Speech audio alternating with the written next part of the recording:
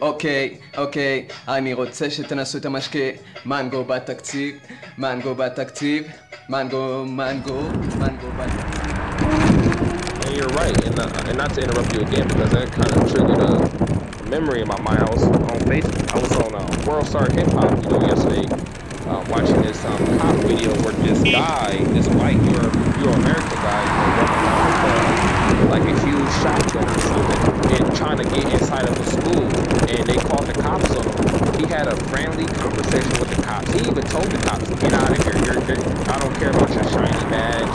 And talking to him like really, really disrespectful. And then after the cops left, he went straight back up to the school and tried to go back inside the school. They put the school on lockdown. All the kids was afraid, but he was like, "We pay taxes here. This is taxpayer money."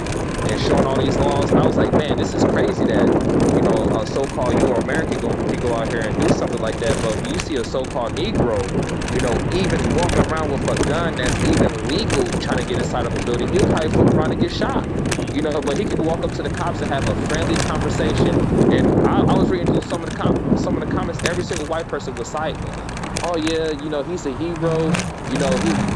Good job for him," and blah blah blah. But when a so-called Negro go out here and takes a stand for any of his own rights, oh, you need to stop race bait, this and that. It's just crazy. Yeah, all that race baiting and race card and all this type of stuff, chip on your shoulder. I mean, they'll say anything to shut you up. They'll say anything to steer you away from talking about what the problem is and what it's all about. Race, skin color. That's all there is. We're targeted based on skin color, nothing else. You see what I'm saying? And all the evidence is piling up, and people are getting in trouble now because they're getting caught talking about it. It must be like an unwritten rule. Don't let black people know that you hate them. Because if you do, you're on the run. If you get caught, sending racist emails, get caught doing racist chants or anything like that, we're gonna throw you under the bus because our power is derived from fooling these people into thinking that they're equal to us and that things have changed. Because America can't go all around the world talking about democracy and fighting for people's human rights and claiming to help oppressed people. If there's evidence, they're doing it right here in America. They can't do that. Because that's how America goes and invades countries, talking about they're bringing people democracy and freeing people from dictators when they're oppressing us right here. You see what I'm saying? Right. If everything that was happening here was happening in our country, America would invade it and arm us. You know what I mean? We be the ones getting armed right now to go take down the government. You see what I'm saying? Based on all the evidence that they get caught doing. I mean, a lot of people ask me, they be like, "Yo, NYC resistance, we believe it. We've seen enough evidence. You prove to us that the police departments have quotas, they're hunting black people, they're making our lives impossible, they're making it impossible for us to take care of ourselves, take care of our families. What's the solution? What do we do now?" I mean, number one, we have to unite. We have to unifiedly say that we're living in a racist society that's never going to change. We have to take back control of our lives. We have to educate our own children. We have to control our own food. We have to control our own communities. We have to get our own jobs. Be responsible for one another, our own protection, our own everything. We need our own everything. You see what I'm saying? But it seems like we're not able to rally around anybody. We can't, nobody wants to follow anybody. Okay, we have Farrakhan. People like, okay, if everybody a certain amount of money by this amount of time, we'll have X amount of dollars. We'll have this many $1 million. We can build schools and buildings and houses and farms and buy land and stuff like that. He has one idea. A lot of people don't want to get behind him. Maybe it's religion, maybe they don't trust him for whatever reason. But he's right. You see what I'm saying? Right. We have Dr. Umar Johnson. He's been reaching out to black people to donate so we can start an all-black school and educate black children to be self-sufficient. Lead us into the future instead of the bogus education that we're receiving from racist Europeans that are miseducating us while their children, get streamlined a good job, being a cop or a lawyer or a firefighter, whatever. They get streamlined. You know what I'm saying? Like these fraternity racist kids. I I definitely, you know, not to mean to cut you off, but I mean, I definitely agree with everything you just said, because I mean, when you sit down and look at it, I mean, a lot of our people, they're just afraid to put their money in any other direction. But the crazy thing is, they'll go to these churches, these whorehouses, and they'll spend millions of dollars throughout their whole lifetime. I'm talking about their whole lifetime in these churches. You know, giving the pastor all this money, he goes out, he'll get to the jet. You know, look at Eddie Long, look at Creflo Dollar, all these, you know, so-called pastors, these preachers, these reverends, they take our money. They extort the black community by saying, if you don't tithe, you know, God is going to strike you down. So if you're not tithing, then give me your money. Then he goes out and go buy 3 to 4 jets. You know, most of them he don't use. Go out and go buy Lamborghinis. Go out and go spend money with the white man, but he's not putting that money. He's not going down to the black community. They're going to go buy, you know, soul food jacks. He's going to, you know, some type of French restaurant. He's not going to none of these Negroes restaurants. So that's another thing, you know, that we need to start doing. We need to start trusting our own people. We need to start building our own communities, because every time, you know, ever since, you know, I got 2 businesses now. Ever since I started my store, I went through nothing but hell with these cops. I got harassed by cops. I got beat up, jumped by a bunch of white people in my store. I've been on Judge Mathis. I've been going through hell with my neighbors. The cops get called on me every other week. When I bought a new car, you know, my white neighbors, you know, went up and said, oh, I think he stole that car. And these is other businessmen who said this. So, I mean, take your call, brother. Take your call. Okay. So you guys hear that now? This young brother, young black man, he starts his 2 businesses. It's a telemarketer. Okay, all right. But yeah, like pretty much like I'm saying, and these is other businessmen who work around me in the same, you know, little plaza I work in. So it's crazy, you know, how much hell I had to go through, you know, just to have my one black business here. And then, you know, one of my good friends, he was thinking about opening up a shop right next to mine, and he's also a so-called, you know, African American as well. And, you know, when even the thought came up, you know, a bunch of my neighbors set up a petition not for nobody to even be able to move in that space. But when a bar, you know, when a white owner tried to open up a bar over there, they had no issues with it. But when a so-called Negro was like, hey, I want to open up a shoe store over here, oh no, we need to set up a petition to make sure the landlord don't get that, you know, approved over there. Because we don't need no shoes over there. They made up some type of excuse. So let me say something, brother. These same people that tell us all the time that you could be whatever you want to be. Slavery was a long time ago. Nothing stopping you from being successful. Right. The same people that tell all of us, you don't gotta commit crimes, you don't gotta be on welfare, go out there and work hard, you can have anything you want to have. What do they do in reality when you try to achieve their goal? Exactly. They same one. Look at the garbage man. He got arrested. I'm pretty sure you saw that story. He got arrested, and it made me so mad. Like I literally had to. I damn near felt my whole computer when I saw this story. When this white man, you know, the prosecutor came out and said he deserved it. You know, and then the news reporter was like, okay, why he didn't fine him? Because we don't believe in fines. You know, we believe in, you know, putting him in jail for 30 days because he went to work early. Go pick up trash early. He was new. He only been here for a good month, so maybe he didn't know the times. I mean, you got communities he's patrolling. He don't know every single time, so okay, cool. Maybe okay if he can't pick up the trash early, just give him a warning. But you know, you got these white people out here. They see this so-called Negro. How dare him come to my neighborhood this early? I'm calling the cops. I mean, this is ridiculous. This is simple. But best believe there was some older white guy named Billy or Bob. Patrolling that neighborhood, you know, picking up trash. Oh no, he's a good guy. You know, we give him cookies all the time. But when this so-called Negro named Jamal, you know, picking up trash early, oh no, he needs to go to jail for 30 days. The same people that claim that they're not racist, those are the people that every little thing that they see a black person doing, they either call 911 or report it. That black garbage man was picking up garbage in the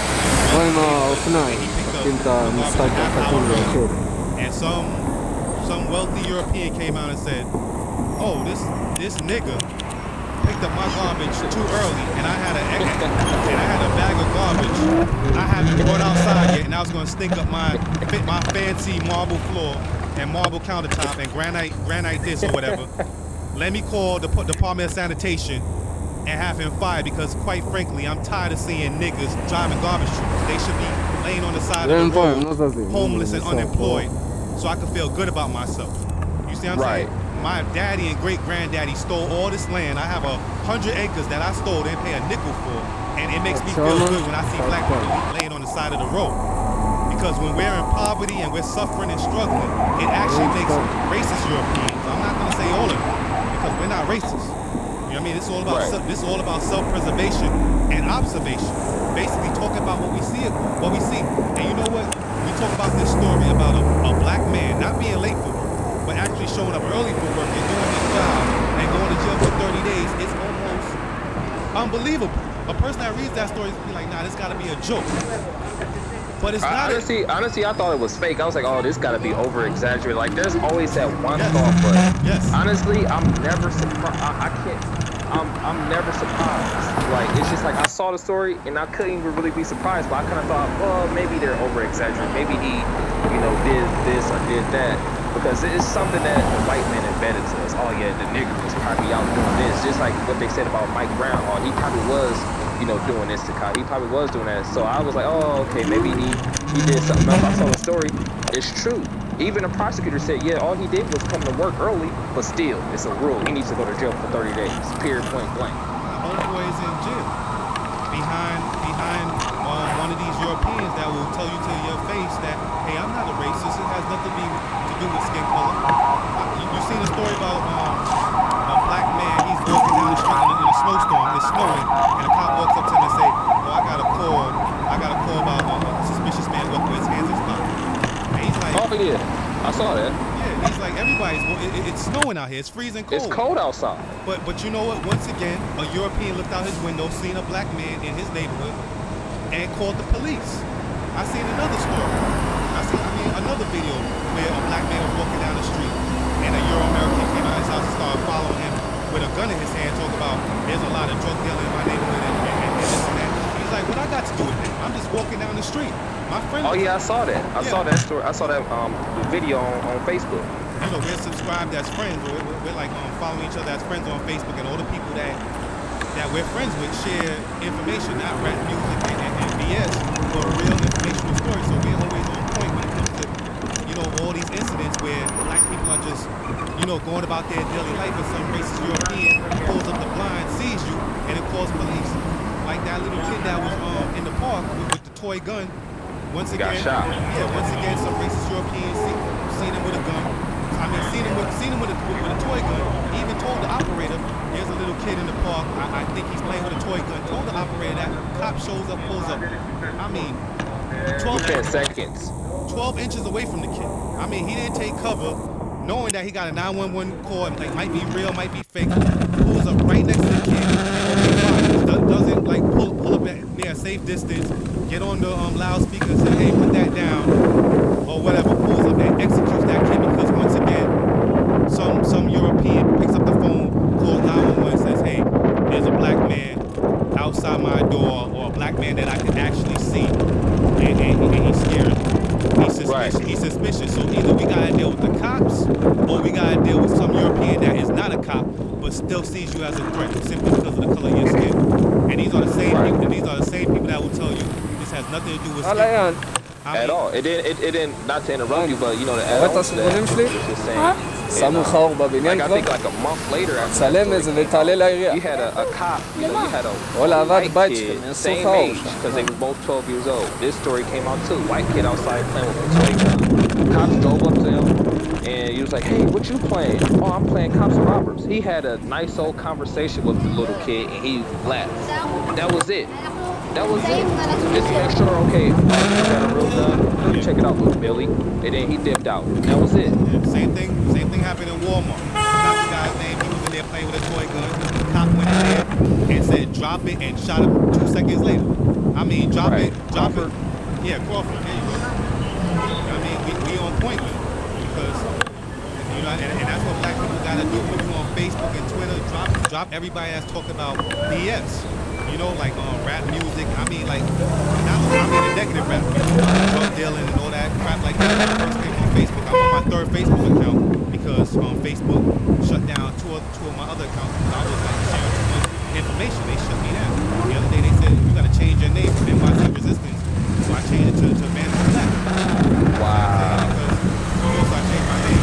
Yeah, I saw that. I didn't know why you changed. I was like, I wonder if they forced you to change it or something. That was my thought. They locked me out of my account and said I gotta give them ID, you know, to unlock the account. I said, hell no, I'm not giving y'all no goddamn ID. Man. I know this is a government data mining website. You know, I'm not giving you my information or telling you what I'm doing in my daily life, but anything but information on you. You see what I'm saying? So they shut down 2 of my accounts. Now I'm on my 3rd account. This other lady made me change my name. So now I'm on that thing. You know, back to what you were saying. I mean, you open up a business and you're going through hell with your European Americans down there. I mean, right, period. And before this, you know, not to interrupt you again, but before this, I was selling door to door. I was sold door to door, you know, from like the age of 14 to like the age of 18, and that's another way, you know, how I saved up a lot of money to be able to open up the store. Because first off, you know, to put this out there, I never opened up the store for no loans, no nothing, because I grew up poor as hell, you know. Plus, you know, no white, you know, so-called organization would fund me, you know, but they want to fund all these other white businesses that they can just open up every day. But I can never get any type of funding, no type of credit lines, no nothing. So I just saved up money selling door to door. And on top of that, while selling door to door, you know, this is why I was talking about that situation, is because, you know, when I sold door to door, I had multiple times I made $9. And I was like a 14-year-old kid back when I was like 14, 15, skinny, you know, short. You know, I had, you know, cops coming to me all the time, you know, question me. I had, you know, an old white man pull out a gun at me, you know, like the last day before I quit. I was like, man, you know, I can't handle this job. I was going through this job for 4 to 5 years with these goddamn guns. Not to be so vague, but it was just so crazy because it's just like, when you go out there and you really feel about it. You know, I heard the N-word damn near every other door. So it's just like, if every other door is calling me the N-word, you know, man, like, this is how they really feel. You know, so it's just like, you know, every system, I was like, okay, I gotta open up my own business, I gotta go through my own thing. That we as black men, we have to share our stories, or else we'll think that it's only happening to us. Like, I'm just unlucky. They just don't like me. It's something about me. It's something about the way I look. You see what I'm saying? So we have to continue to share our stories and be like, yo, this happened to me. I was stopped and frisked the other day. You know, I went into a store and they was following me around in the store. And the European Americans in that neighborhood is trying to stop me from opening up a store. But the same ones are telling you, oh, if you don't want to live in the ghetto, then pull yourself up from your bootstraps and get yourself out there and move into a nice neighborhood. You know what I'm saying? If you don't want bullets flying around and you don't have to deal with corrupt cops and stuff like that, then move into a different neighborhood. Then when you move into their neighborhood, what happens? They start harassing.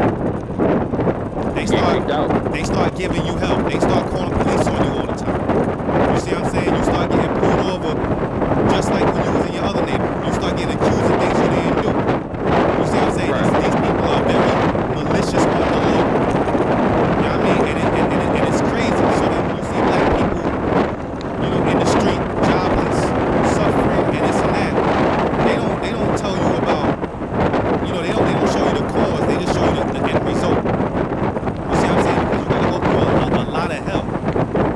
A lot of hell just to barely survive. And nobody wants to talk about that. European American kids, they don't gotta deal with that. You see what I'm saying? The cops are here to protect them. I was listening to this program not too long ago, and they was talking about thugs. You know, these black thugs. I mean, thug is another word for nigga.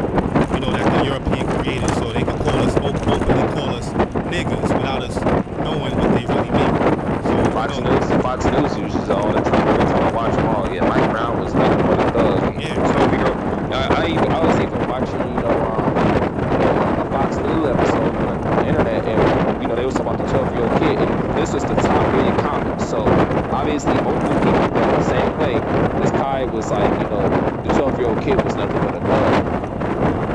What he was really saying was, because the 12-year-old kid was nothing but a nigger. Yeah, you never hear them refer to a white, a Euro-American team as a thug. You don't hear it. It's always a young black man, a thug. You see what I'm saying? And they just find ways to hide how they really feel with things that took hold, and just basically deceive black people into thinking that they have a future here in America when they really don't. We don't have any future whatsoever living under the European, because they're never gonna give you justice. They're gonna give you lengthy investigations. Like look what happened with Darren Wilson, who shot who shot Michael Brown.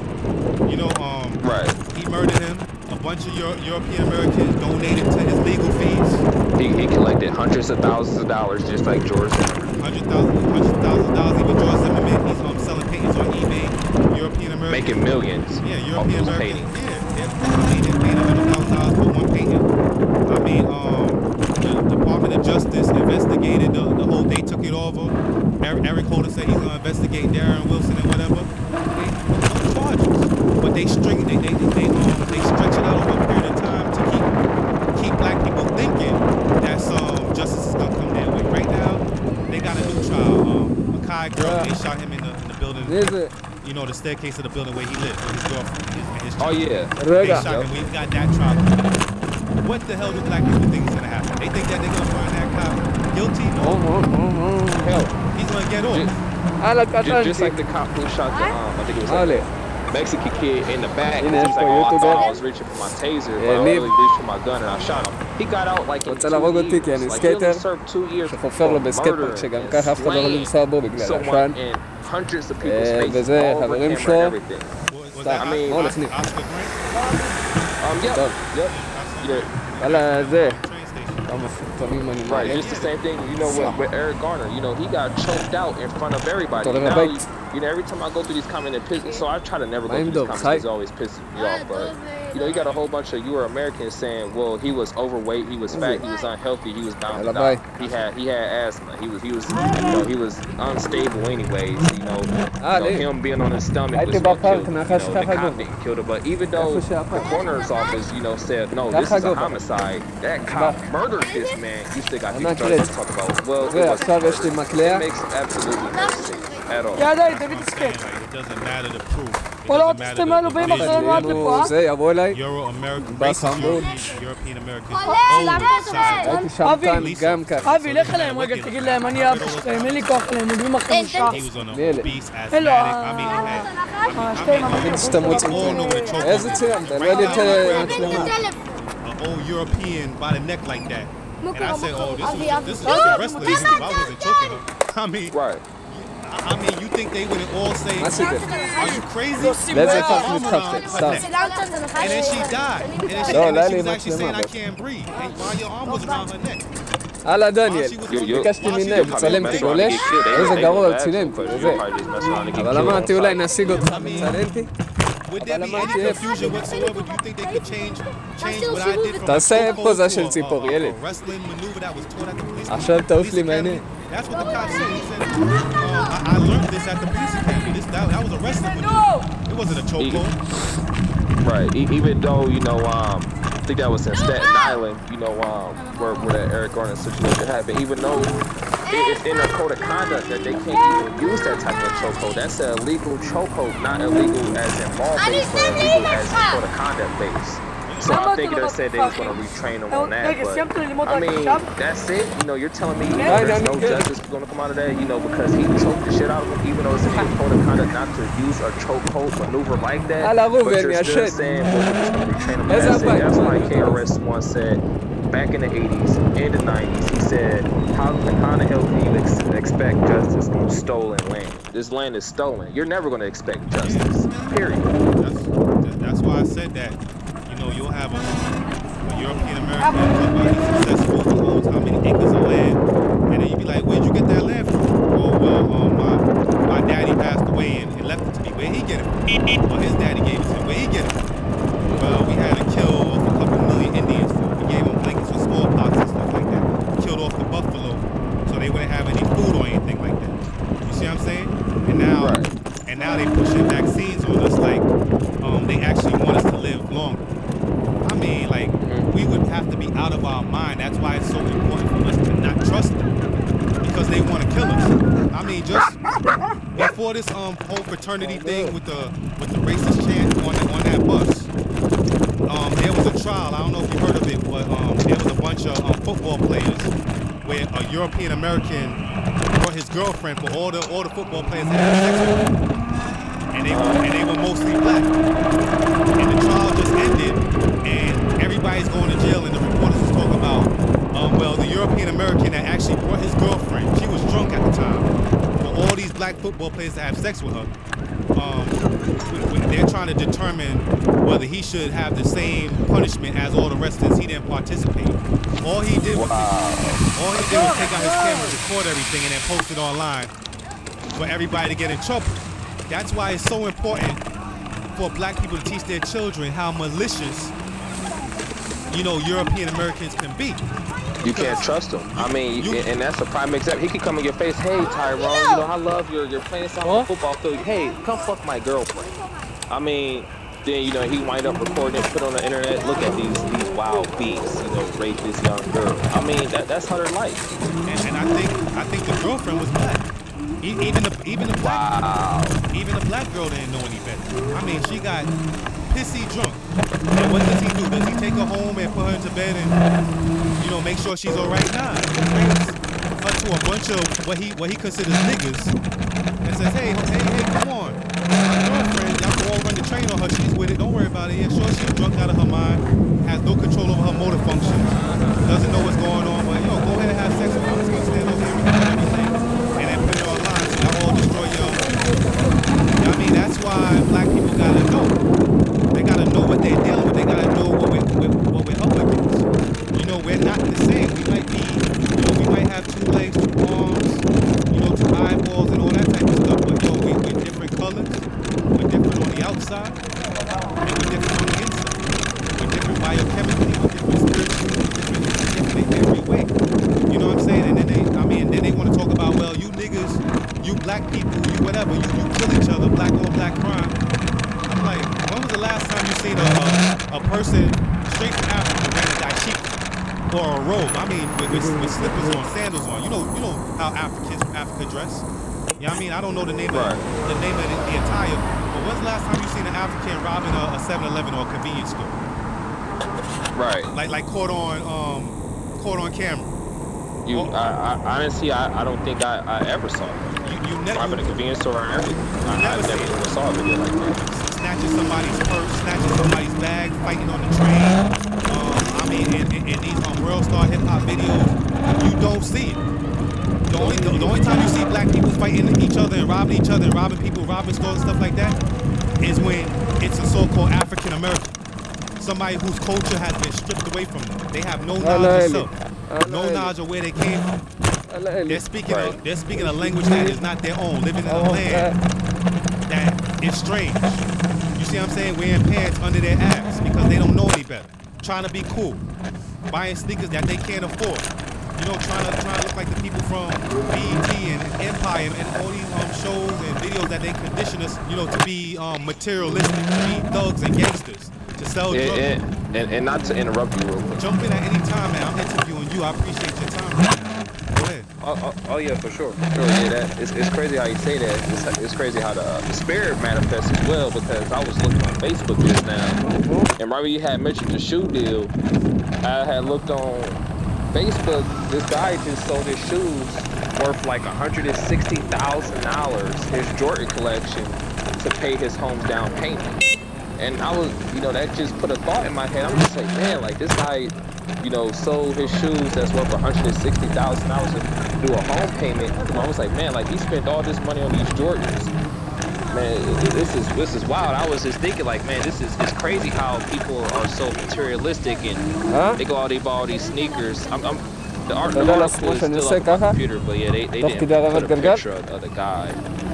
That's it.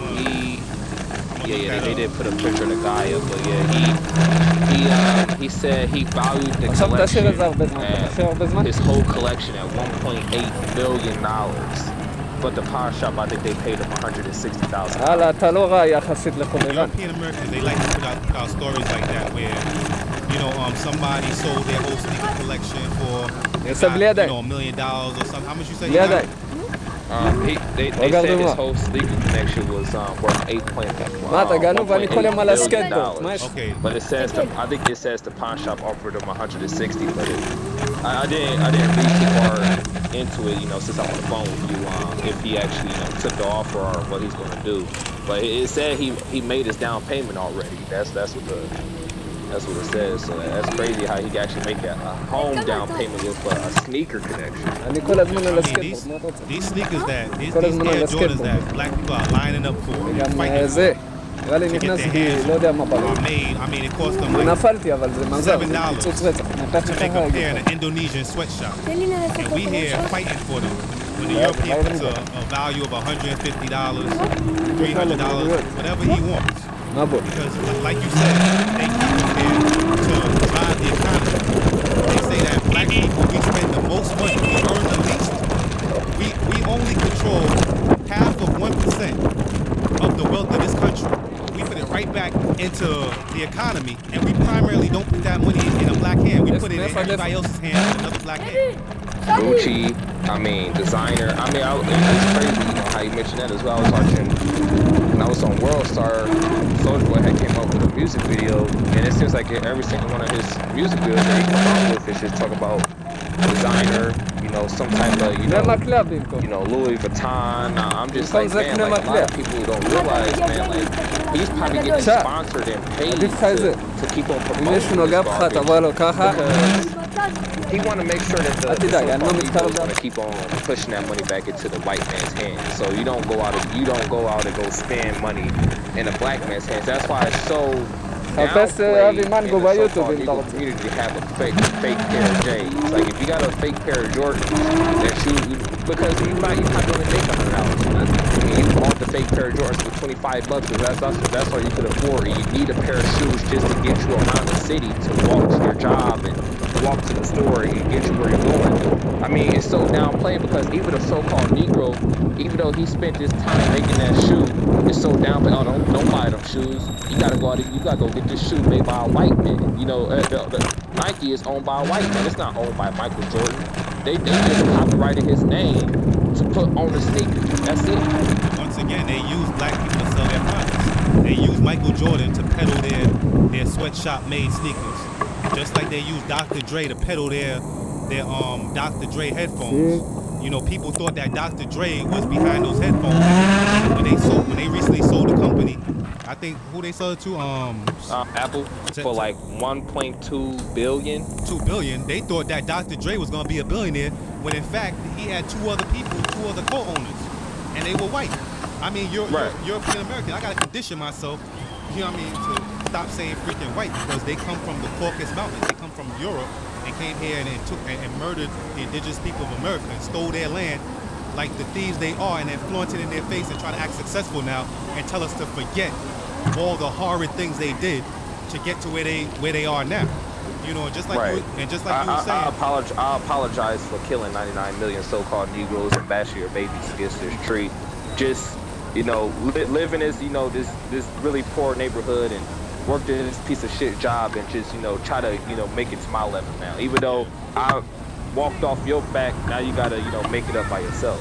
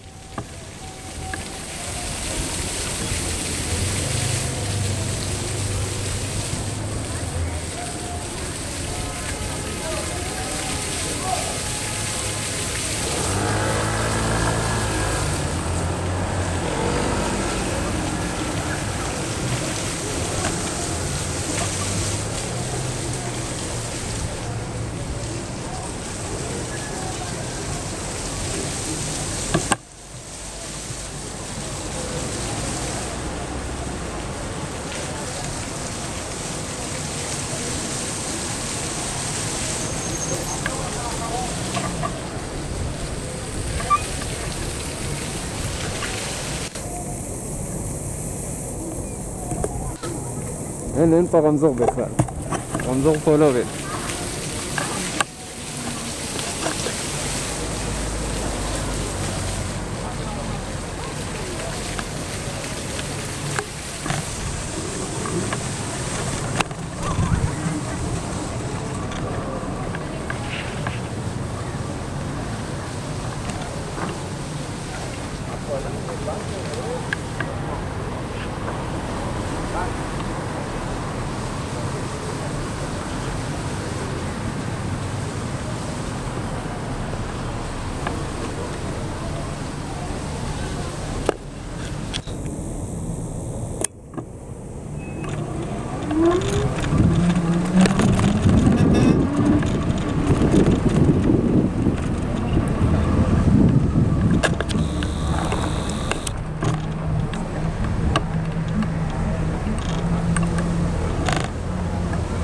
רואים, הרמזור לא עובד. טק, טק, טק.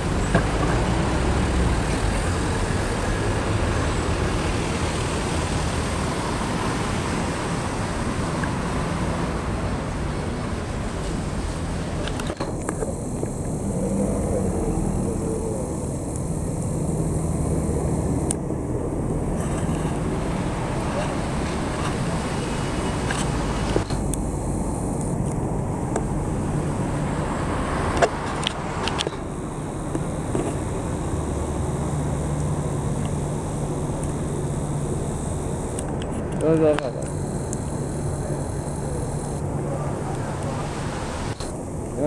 חופשי,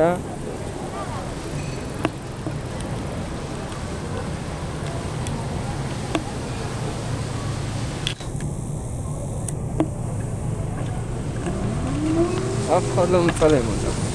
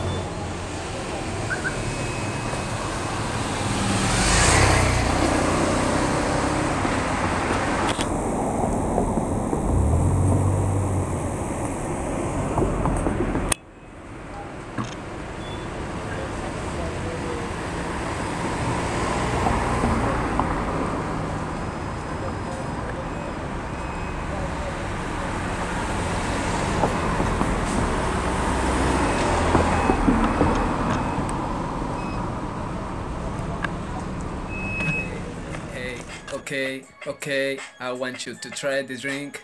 Mango I Ford, mango I Ford, mango oh mango.